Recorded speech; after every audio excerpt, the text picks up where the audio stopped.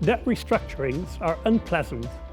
Things have gone wrong for the country, unable to repay its debts, as well as for creditors who won't be repaid as originally envisioned. I'm Tim Willems from the IMF's Debt Policy Division, and I'd like to tell you how auctions can help to restructure sovereign debt.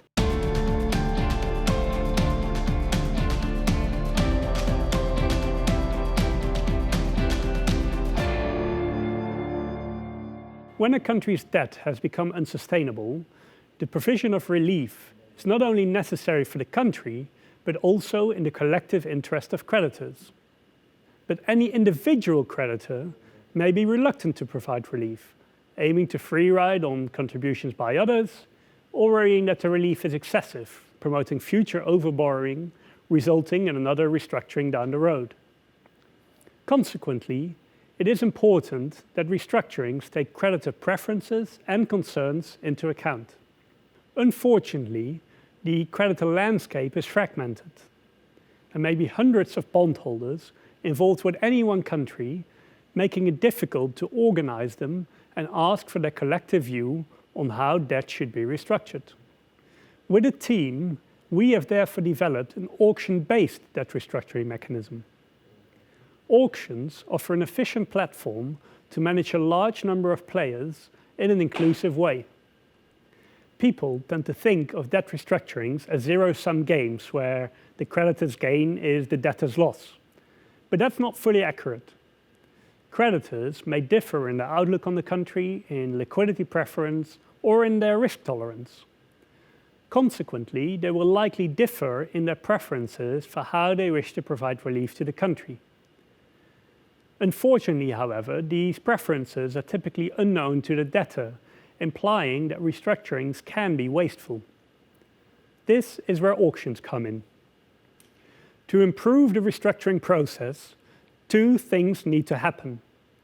First, the country needs to issue restructured claims that align with investors' preferences. And second, these new claims should be allocated efficiently, assigning each restructured claim to the creditor who attaches greatest relative value to it. Think of me hosting a dinner. In order to be successful, I need to ask what dishes to cook, but also whom to give what dish. It is suboptimal to prepare lobster if my guests are like me, not into seafood.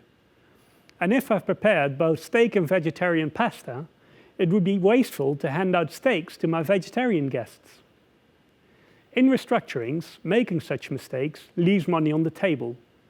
Money that could have been used for additional relief, lower creditor losses, or both. So, how does it work?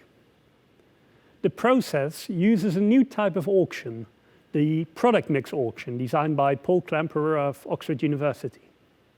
The process starts by assuming the existence of various types of restructured claims. Think of bonds of different maturities, 1 year, 3 year, 5 year, denominated in different currencies, say US dollars, euros, or local currency. One can also imagine a state contingent bond linked to future GDP developments. We then ask the country's creditors to express their relative preferences between the different options, polling demand for claims that do not yet exist. Here, the auction is asking creditors in a very precise way how they wish to provide relief, through face value haircuts, via maturity extensions, or through conversion into local currency or a GDP-linked claim.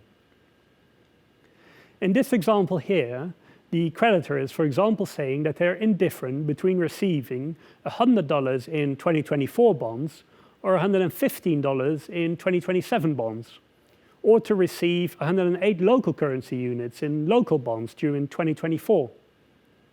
The sovereign next gets to observe aggregated demand for each claim and can then choose how to shape the restructuring.